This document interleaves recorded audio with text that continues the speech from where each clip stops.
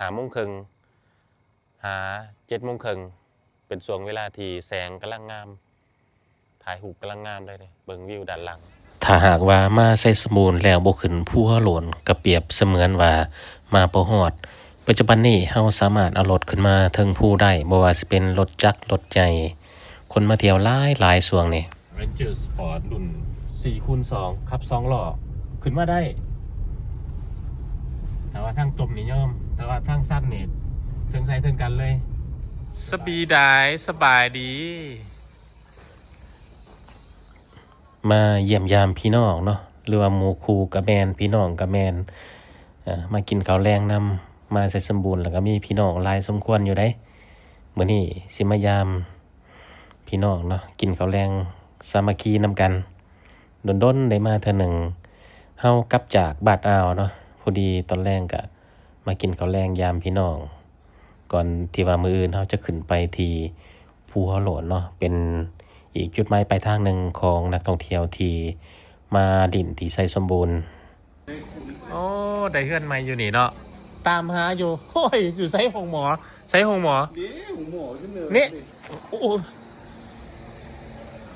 โอ้บ่เห็นห้องหมอเนาะตรงบรรยากาศยามเช้าอยู่ที่เมืองอานวงศ์แขวงไซสมบูรณ์โอ้อันนี้แม่นห้องหมอเมืองวะนี่ตั้งอยู่นี่เนาะสร้างใหม่โอ้เราเมืองใหญ่เลยใกล้ๆกับตลาดนี่แหละอันนี้น่าจะเป็นหันคาเปิดใหม่สร้างใหม่เป็นแสงแดดยามเช้าสวยงามเพราะว่าจะขึ้นภูหัวโล้นตอนเช้าพุ่นแนมไปขังเทิงแสงกำลังงามเลยนี่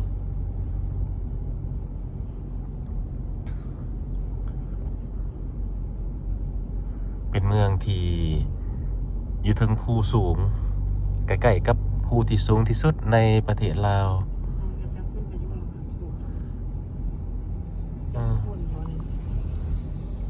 คนไปพักแหละแม่นละอยู่ถึง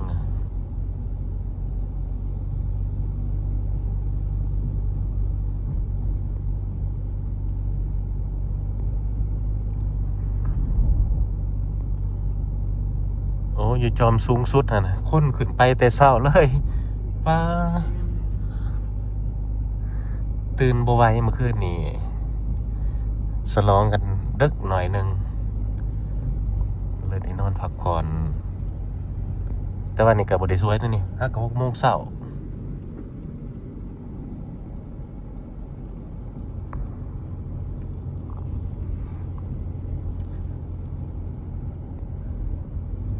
นี่แหละบนทางขึ้นไปข้างโรงเรียนชนเผ่าก็คือจุดนี้เลยนี่ทางเส้นนี้แหละนี่ก็จะเขียนไว้เนาะขึ้นภูหัวโล้นใกล้ๆกับหอการนี่น่าจะเป็นหอการอีกอย่างของรัฐเนาะหอการปกครองเมืองก็จะเฮ็ดหลังใหญ่หลังงามเลยนี่เป็นเมืองใหม่เป็นแขวงใหม่แต่ว่าน้อยๆกระทัดรัดกำลังพัฒนาโอ้อันนี้ว่าคาเฟ่บอกพูดว่าจะมานั่งกินนิวซีแลนด์เนาะข้างโรงแรมนิวซีแลนด์6 โมงเช้าตะเว้นกำลังขึ้นมื้อนี้ตอนสวยๆนี่อากาศน่าจะร้อนอันนี้เป็นธนาคารการค้าอาคารหลังใหญ่เลยก็คืออ้อมหอบทางเขาเมืองนี่ก็มีแต่ภูแต่ผาอะไรเนี่ย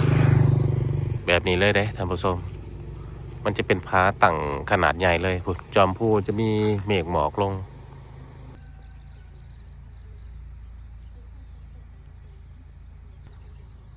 เนาะเวลาขึ้นไปถึงจอมภูหัวโล้นแล้วก็แนมลงมาหันเราจะเห็นวิวงามๆเลยเฮือนหลังบางใหญ่เลยเนี่ยบางดูหลังใหญ่หลังงามเลยถ้าว่าแล้วเนี่ยงามเลยได้เนี่ยเฮือนพุ่นละทั้งเทิงพุ่นภูหัวโล้นแต่ว่าเขาอาจจะบุกขึ้นไปฮอดเนาะอาจจะยางบ่ไหวเฒ่าแล้ว แต่ว่าเห็นกลุ่มคนที่เขาจะมาแต่เช้านะก็จะขึ้นไปฮอดจอมเลยล่ะ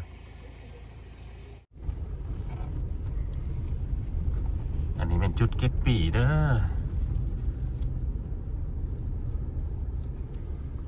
โอ้จอดหนากันนั้นเลยปะ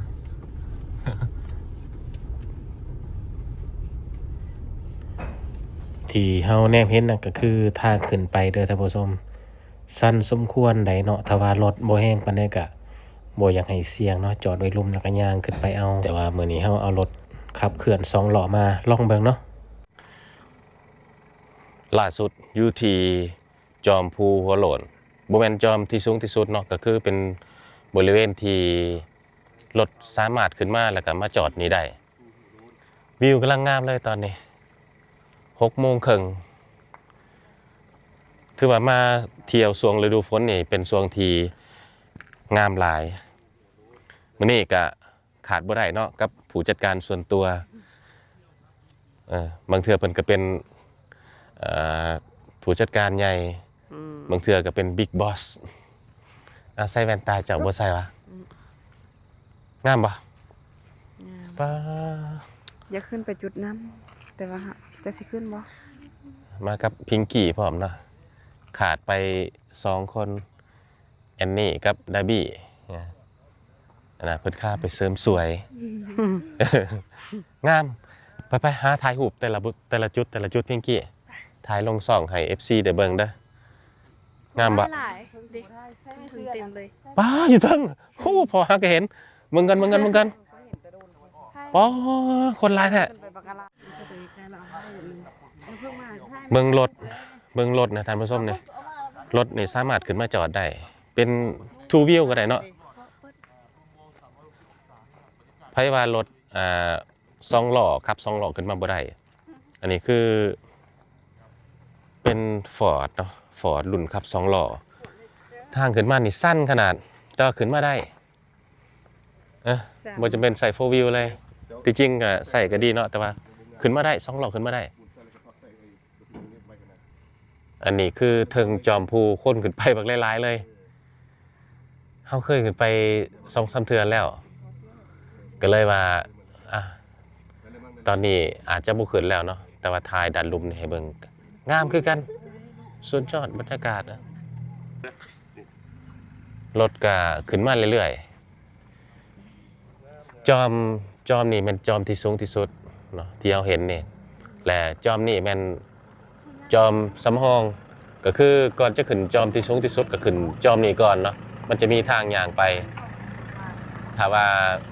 บ่ขึ้นจอมนี่ก็ได้ย่างลัดเลาะไปตามแคมนี่ก็น่าจะย่างยากอยู่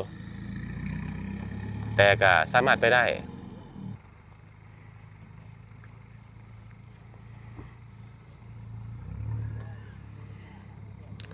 อันนี้แหละคือสายญาที่เขาเจ้าเอิ้นว่านิวซีแลนด์เมืองลาวมันงามนะมันงามในตัวของมันเองเป็นสถานที่ท่องเที่ยวที่บ่ต้องตกแต่งอีหยังนะปล่อยไปตามธรรมชาติแบบนี้เลยแต่ว่างามนะเวลาตอนเช้าเนาะเวลาประมาณ 6:00 น 5:30 น 7:30 นเป็นช่วงเวลาที่แสงกำลังงามถ่ายรูปกำลังงามเลยเนี่ยเบิ่งวิวด้านหลัง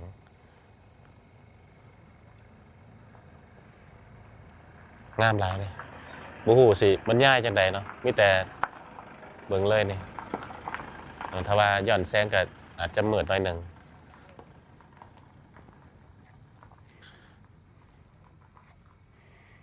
จุดนี้สามารถกางเต็นท์นอนได้เขาเจ้าจะมีทางด้านนั้นเนาะมีที่พักแต่ว่าบ่หลายหลังปานใดก็สามารถจองเข้ามาได้เนาะราคาก็สอบถามเขาเจ้าเลย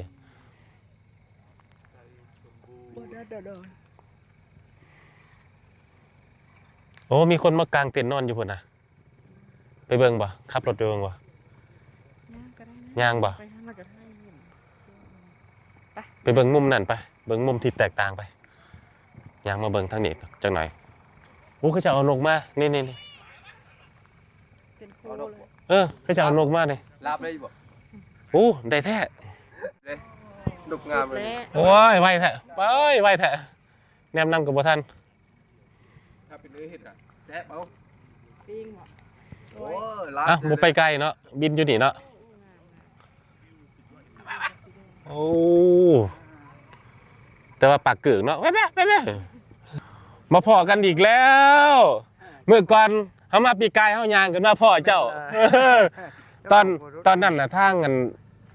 บ่ทันได้ปูตอนเฮาขึ้นมาตอนน่ะรถขึ้นมาบ่ได้เลยยางขึ้นมา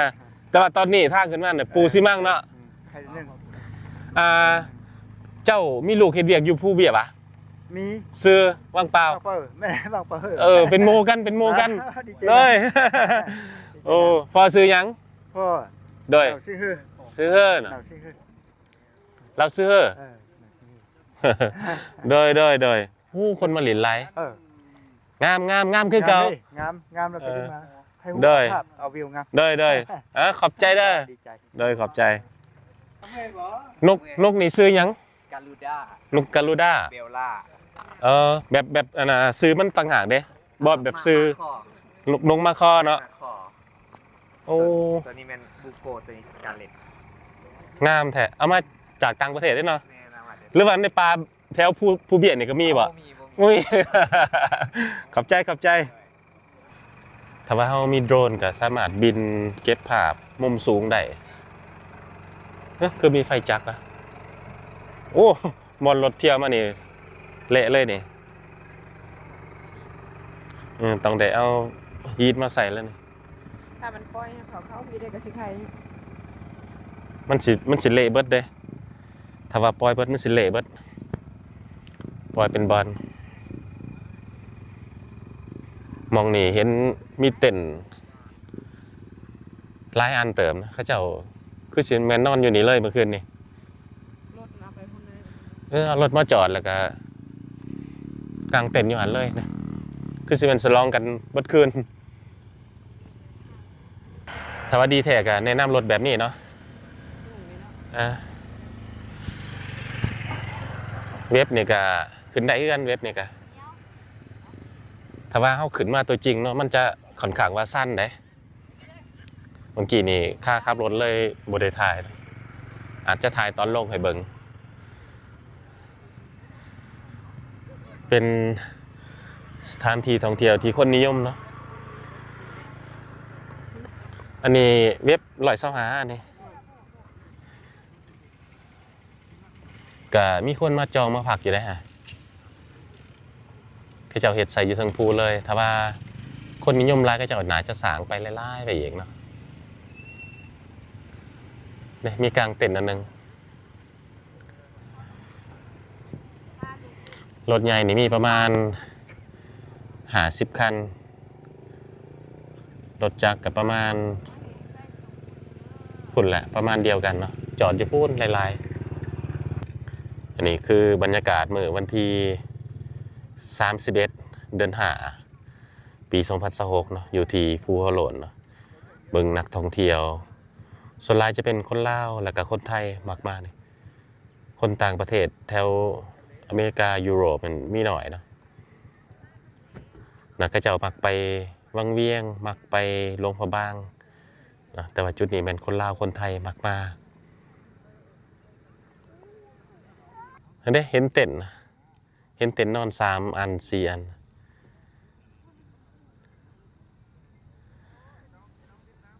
หมอกกำลังลอยตามหัวภูอย่างมาบอลก็จะปล่อยนกบ่หรือว่ามาเบิ่งมุมนี่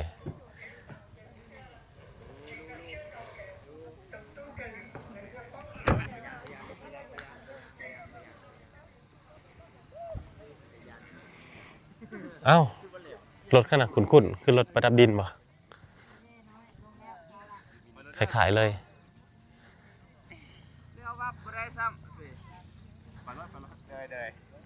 อันนี้รุ่นใหญ่ไหมครับมันดังย่านพอเดี๋ยวเราเขาคิดว่ามันเป็นแนวเป็นอย่างนั้นมุมนี้ก็งามมันยังมีอีกมุมหนึ่งเนาะที่ว่าเขาแนมมาจากบริเวณทางขึ้นจะเป็นห้อมคล้ายๆนี่แต่ว่าสามารถแนมไปเห็นนะลักษณะนี้ได้มันก็งามในหนึ่งอีกจุดนั้นนะกลุ่มก็จะเอาขี่รถจักรจะมาหลายกลุ่มเนาะ กลุ่มละประมาณ4-5 คันหรือว่า10 ไปคันก็แล้วแต่เนาะ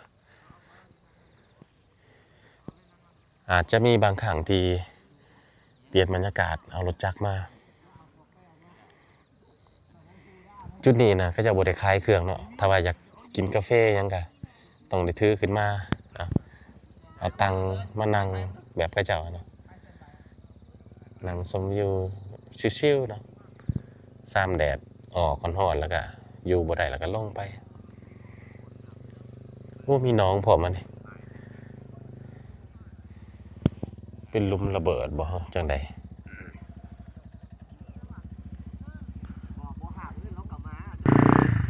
ต้องรถด้วยนี่นะมานี่ขี่คัก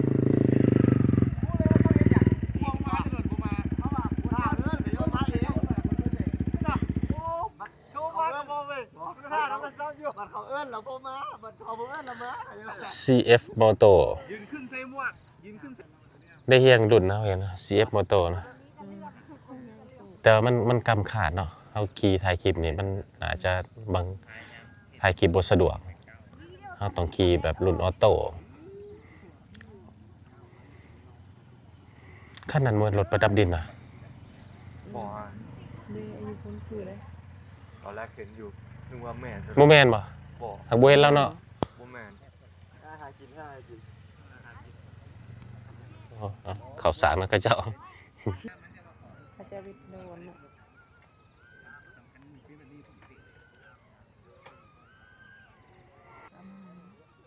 อยู่ถ่ายรถ จากมาบุเดียว โอ้เขาเจะมีกล่องใหญ่แล้วหน่อยเนาะ แม่น อันนี้ห้อง ห้องกับเจ็บคอโมห้องมาเอง อันนี้ไพ่กับมาถ่ายหูปกับนก นกงาม นกกระตื่นกันมาเลยเป็นโยนของพี่เบิร์ด เตะเอารุ่นนี้มาทั่วบ่เตะ เรียบร้อยเลย เอาขามาแต่ไทยเลย มันสิฮอดอยู่บ่ โอ้นี่ก็มีหลายคนเอามาตัว ยันเจ้าของมันบ่ฮอดนะ ฮะ ยันเจ้าของมันบ่ฮอด บ่เป็นรถมาบ่ฮอดวะ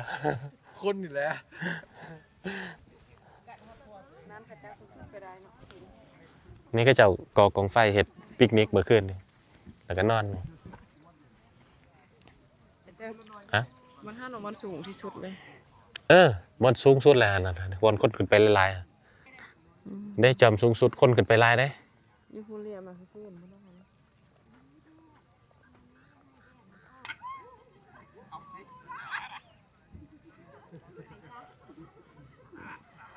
ก็จะปล่อยนกไปบินหลินนี่แหละ โอเค คอยงงว่าเอ้าเป็นยัง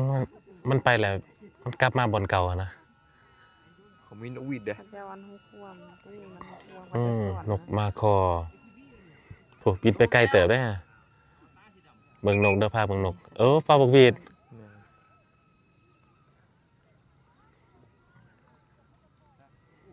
ไปเลย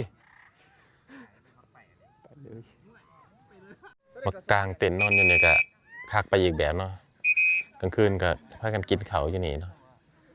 ได้มาแล้วเนี่ย วันนี้คนที่ว่าบ่หลายปานใดบางมื้อนี่หลายกว่านี้อีกนะโอ้มีหมาพร้อมว่าหั่นน่ะมีหมาพร้อม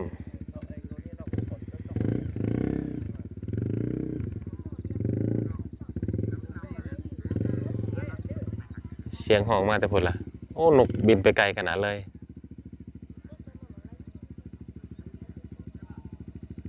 เต้จุดนี้สูง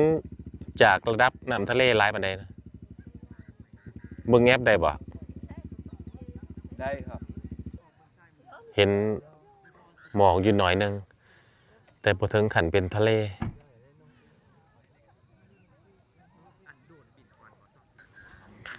ย่างดินแถวนี้เลยเฮาคนก็มาเรื่อยๆเนาะบางคนก็มาสวย เห็นบ้านคนที่นี่บ่ โอ้ทางด้านนี้แนมเห็นเมืองได้นี่เห็นแนมเห็นหมู่บ้านได้ย่างมาเบิ่งจักหน่อย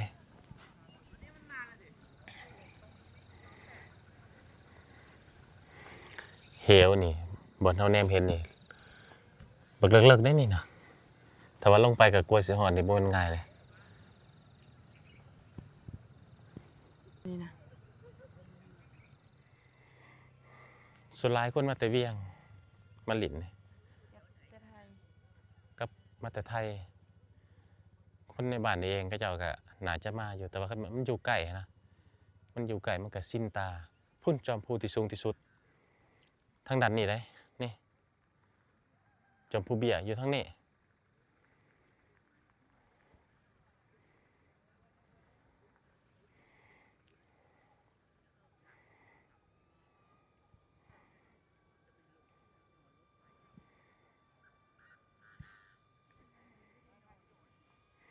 นกก็จะเอาไปเลยล่ะจากมุมนี้แนมลงไปเห็นบ้านเรือนประชาชนพร้อม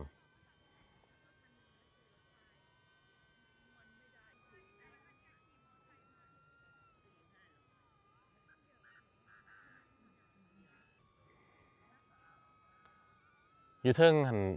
เย็นสุดล่ะบนเทิงจอมพูเบีย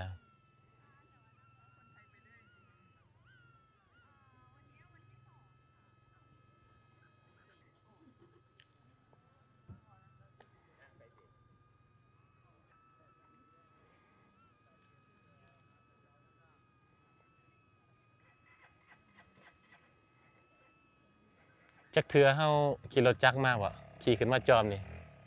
เห็นแต่เขาขี่รถจักรมาเฮาก็อยากขี่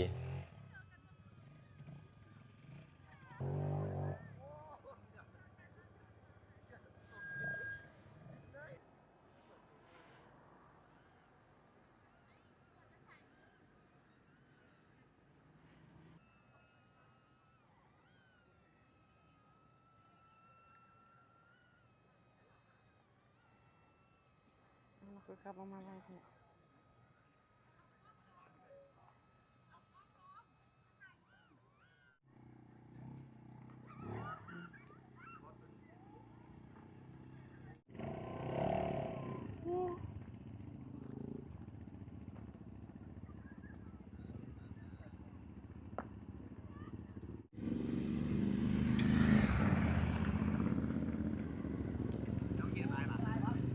เดี๋ยวท่านผู้ชมคลิปนี้เฮาก็สิพาเบิ่งบรรยากาศอยู่ที่ภูหัวโหลนแขวงไซสมุนเท่านี้ก่อนเนาะ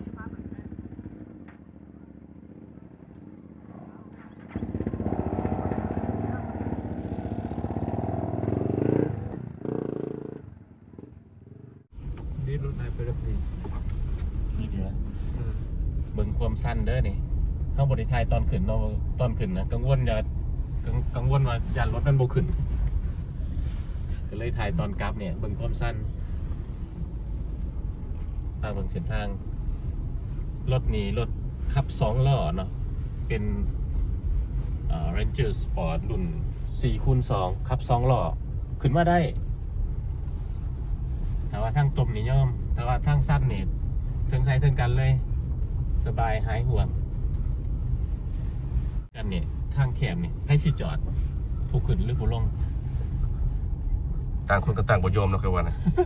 ใส่กันเลย มันจะมีทางจะสิอยู่เวียนไว้ขนาดลีกกันเอา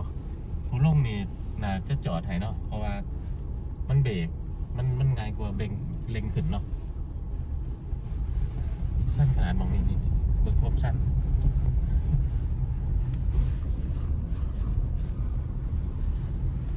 สั้นขนาดตอนรถเก๋งขึ้นมาบ่ได้ก็มองนี่แหละตอนนั้นเข้าบ่ทันได้ปูซีมัง เจ้าว่าปูซื้อมั่งนี่แล้วมือฝนตก ขึ้นได้บ่รถเก่ง มันบ่ลื่นได้มัน บ่ลื่นเนอะ มันขึ้นได้ เบิ่งจากหน้างานแล้วเนี่ยขึ้นได้เนาะ ขึ้นได้นี่เป็นหยาบๆนี่นะสัมผัส จุดนี้เป็นจุดที่โค้งตัวเอสและก็สั้นที่สุด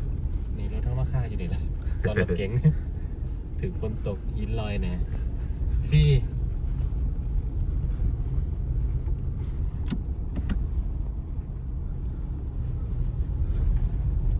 สบายนี่ขาลงนี่สบายเลยบนตรงเล็ง เบรกอย่างเดียวคือว่าสั้นหลาย ขึ้นเกียร์หนึ่งโอ้พอดีเลยพอกันอย่างนี้มีบทดี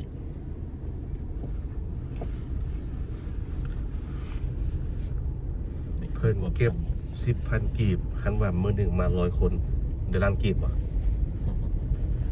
พอบ่100 คนต่อมื้อจะว่าฮอดเนาะมื้อละล้านกีบ100 คน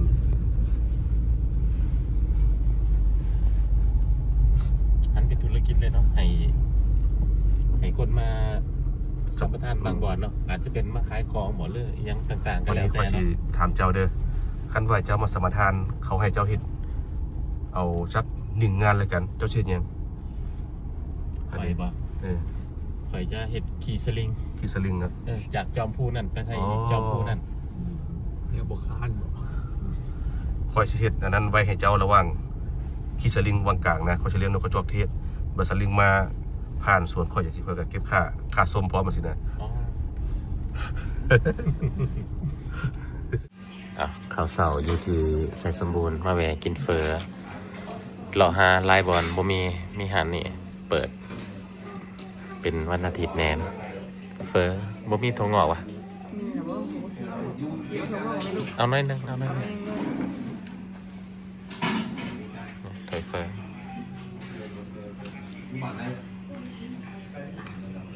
มีตามสั่งพร้อมมันบ่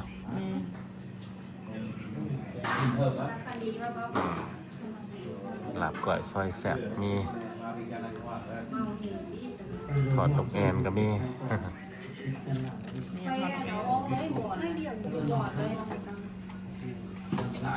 และแล้วเฮาก็ได้เวลากลับไปแล้ว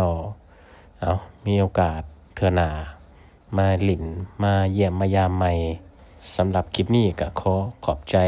FC ทุกท่านที่ติดตามรับชม